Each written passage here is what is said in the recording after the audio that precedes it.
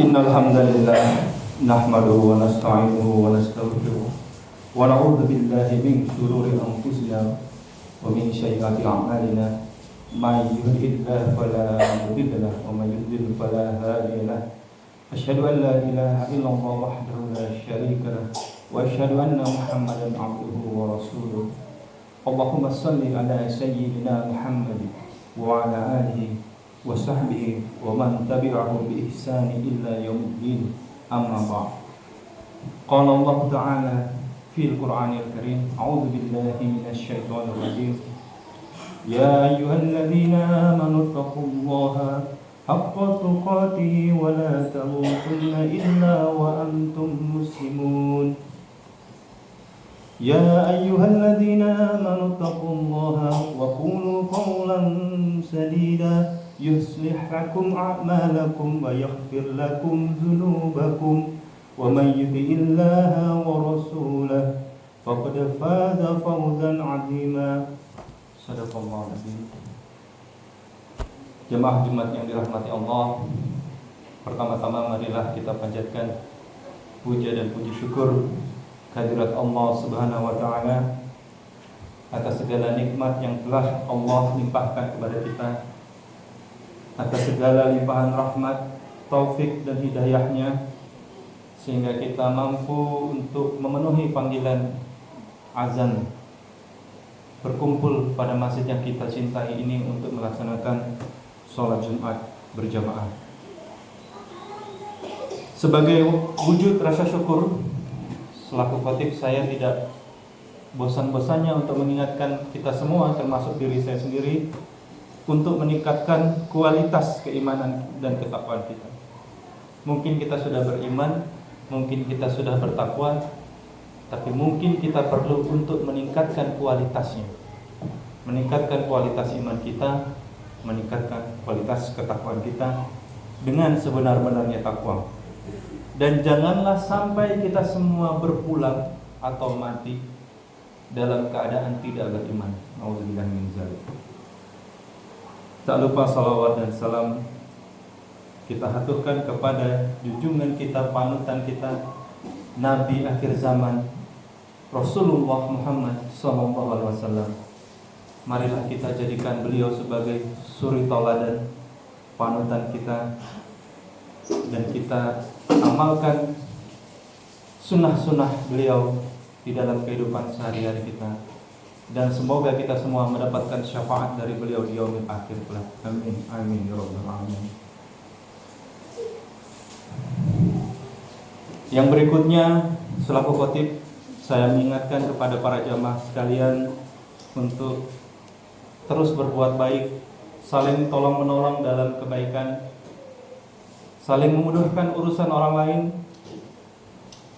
Karena barang siapa memudahkan urusan orang lain, maka Allah akan melepaskan dirinya dari satu kesusahan pada hari kiamat kelak.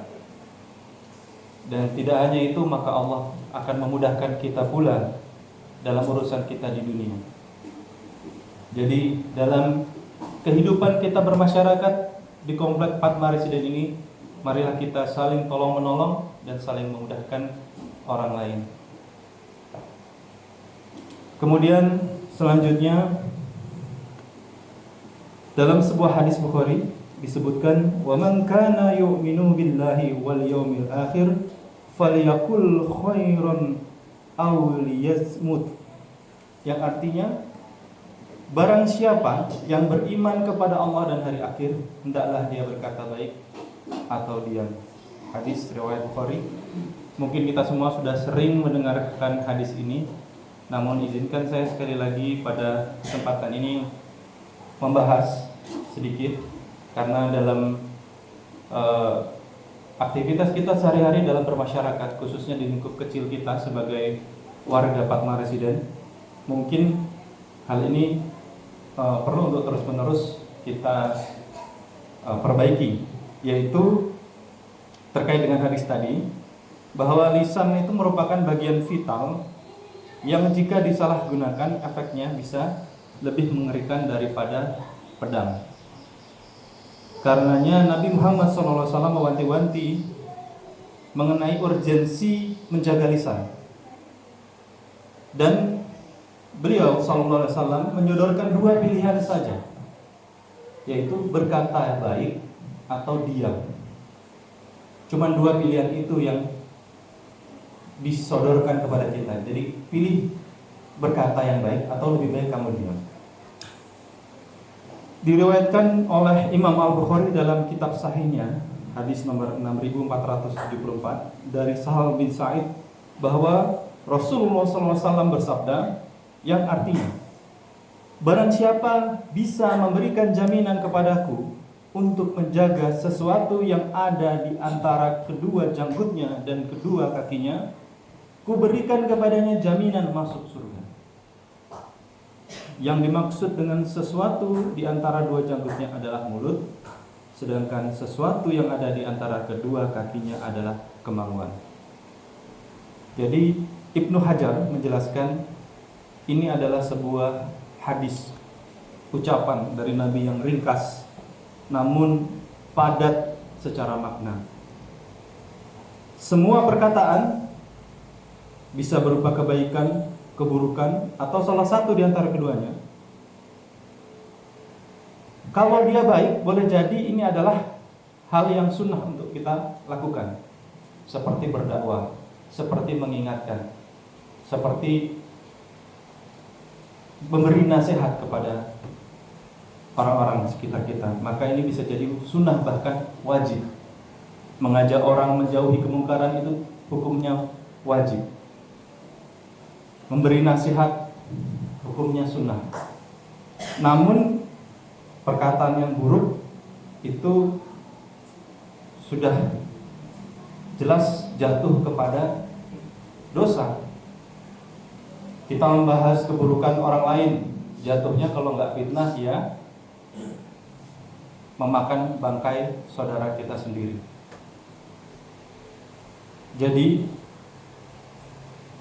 Rasul memberi jaminan terkait hadis tadi ya. Jika kita bisa menjaga mulut kita dan kemaluan kita, maka kuberikan kepadanya jaminan untuk masuk ke dalam surga. Yang menjamin ini Rasulullah, bukan lagi ulama-ulama, apalagi saya. Yang menjamin ini Rasulullah. Kalau kita mengikuti Rasulullah SAW sebagai panutan kita, maka kita percayai beliau. Beliau memberikan jaminan surga bagi yang bisa menjaga mulut dan kemaluannya.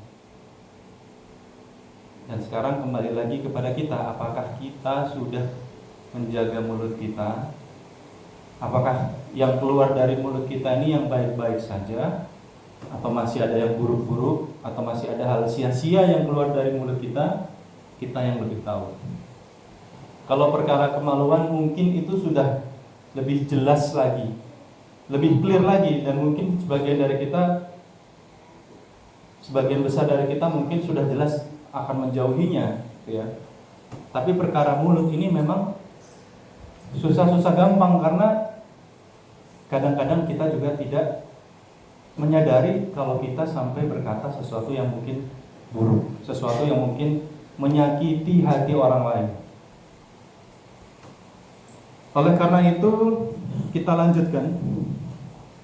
Imam An-Nawawi rahimahullah menyebutkan dalam Syarah Arba'in, beliau menyatakan bahwa Imam Syafi'i rahimahullah, guru beliau, mengatakan, jika seseorang hendak berbicara, maka hendaklah dia berpikir terlebih dahulu. Jika dia merasa bahwa ucapan tersebut tidak merugikannya, silakan diucapkan. Jika dia merasa ucapan tersebut ada mudaratnya atau ia ragu-ragu, maka ditahan atau jangan berbicara. Sebagian ulama berkata, seandainya kalian yang membelikan kertas untuk para malaikat, maksudnya malaikat yang mencatat amal, niscaya kalian akan lebih banyak diam daripada berbicara.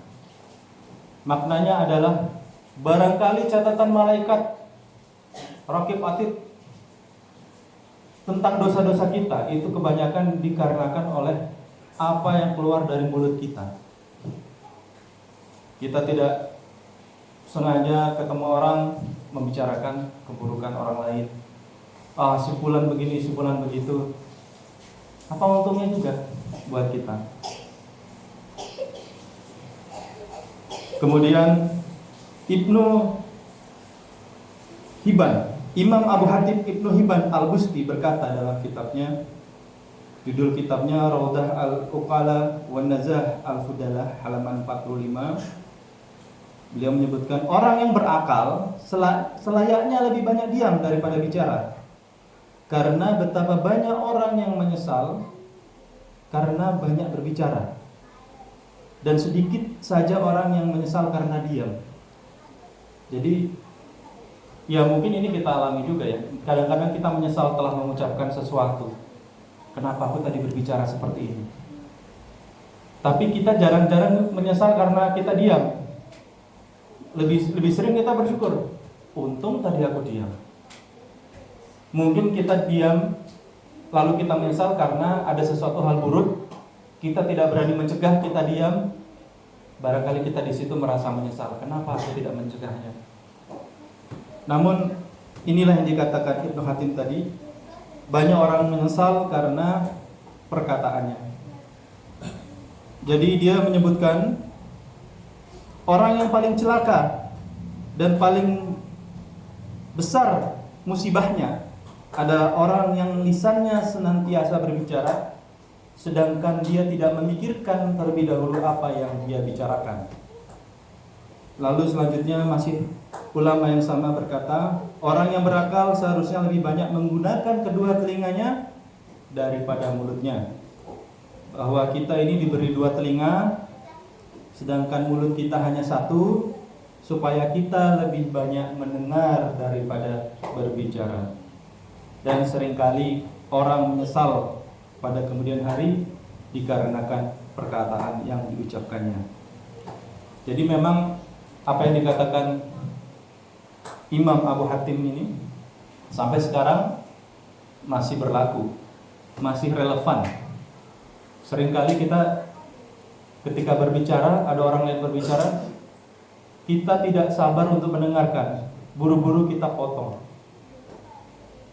Padahal kita diberi dua telinga itu untuk mendengar, dan satu mulut untuk berbicara, yaitu yang baik-baik saja. Jadi daripada kita menyesalnya telat, ketika hari kebangkitan kita kaget, catatan amal kita penuh dengan dosa akibat lisan kita. Marilah sejak sekarang kita jaga lisan kita. Kita menarik diri dari forum-forum yang membuat kita lebih banyak bergibah, lebih banyak fitnah, lebih banyak berbicara hal-hal yang tidak perlu. Karena kalau kita sudah berkumpul dalam suatu forum yang tidak positif, itu akan lebih mudah untuk berbicara hal-hal negatif. Forum pengajian beda ya. Forum pengajian isinya hal-hal baik, justru itu yang disunahkan. Mendatangi forum-forum yang isinya ilmu sangat besar pahalanya. Menghadiri kajian-kajian, bahkan niat saja sudah mendapatkan pahala. Tiba-tiba hujan tidak jadi, Allah sudah catat sebagai pahala. Jadi sekali lagi sebaiknya kita jaga lisan kita kontrol perkataan-perkataan kita. Karena Ibnu Hatim tadi menambahkan, lisan seseorang yang berakal berada di bawah kendali hatinya. Ketika dia hendak berbicara, maka dia seharusnya bertanya dulu kepada hatinya, apakah perkataan ini benar? Apakah perkataan ini bermanfaat? Kalau iya, oke, lanjut kita bicara. Tetapi jika tidak bermanfaat, maka lebih baik kita diam. Sementara orang yang tidak berakal, katanya, berarti orang yang bodoh, hatinya berada di bawah kendali lisannya. Jadi mulutnya lebih cepat daripada pikiran dan hatinya. Dan jika kita tarik lagi ke depan tadi, ada ayat Al-Quran, ada hadis. Orang-orang semacam ini dia tidak memahami bahwa Islam melarang hal tersebut. Seorang muslim yang baik, dia akan menjaga lisannya. Barakallahu li wa lakum fil Qur'anil azim wa nafa'ani wa iyyakum bima fihi min ayati wa zikril hakim. wa taqabbal minni wa minkum tilawatahu innahu huwas samiul alim.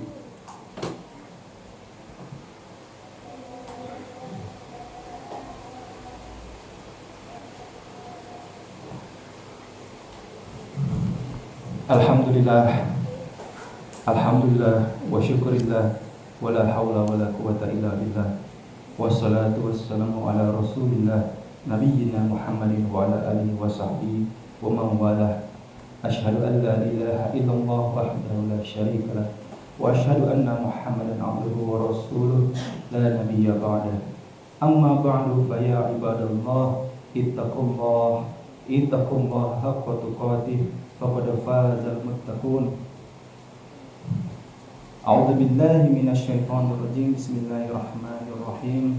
Wal 'asr innal insana lafi khusr illa alladziina amanu wa 'amilus shalihati wa tawassaw bil haqq wa tawassaw bis sabr. Sesungguhnya kita semua ini default kita adalah merugi. Kita semua sekarang ini dalam keadaan merugi, kecuali orang-orang yang saling tolong-menolong dalam kebaikan, saling mengajak dalam ketaatan, berdakwah. Jadi kalau kita mau termasuk orang-orang yang tidak merugi, orang-orang yang beruntung, marilah kita gunakan lisan kita untuk kebaikan, untuk mengajak kepada hal baik dan mencegah kemungkaran. Marilah kita tutup khutbah kali ini dengan doa, semoga Allah Subhanahu wa taala meridhoi segala sesuatu yang kita lakukan, memasukkan kita semua ke dalam surganya, menjauhkan kita dari api neraka. Amin. Allahumma fir lil muslimina wal muslimat wal mu'minina wal mu'minat al ahya'i minhum wal amwat innaka sami'un qaribun mujibud da'wat ya qadil hal. Allahumma fir lana dzunubana wa li walidayna warhamhuma kama rabbayana shaghira. Rabbana fir lana wa li ikhwanina alladhina sabaquna bil iman wa la taj'al fi qulubina ghillan lil ladzina amanu rabbana innaka ra'ufur rahim. Rabbana zalamna anfusana wa illam taghfir lana wa tarhamna lanakunanna minal khasirin. Rabbana atina fid dunya hasanah wa fil akhirati hasanah wa qina azabannar. Walhamdulillahi rabbil alamin. Aqimus shalah.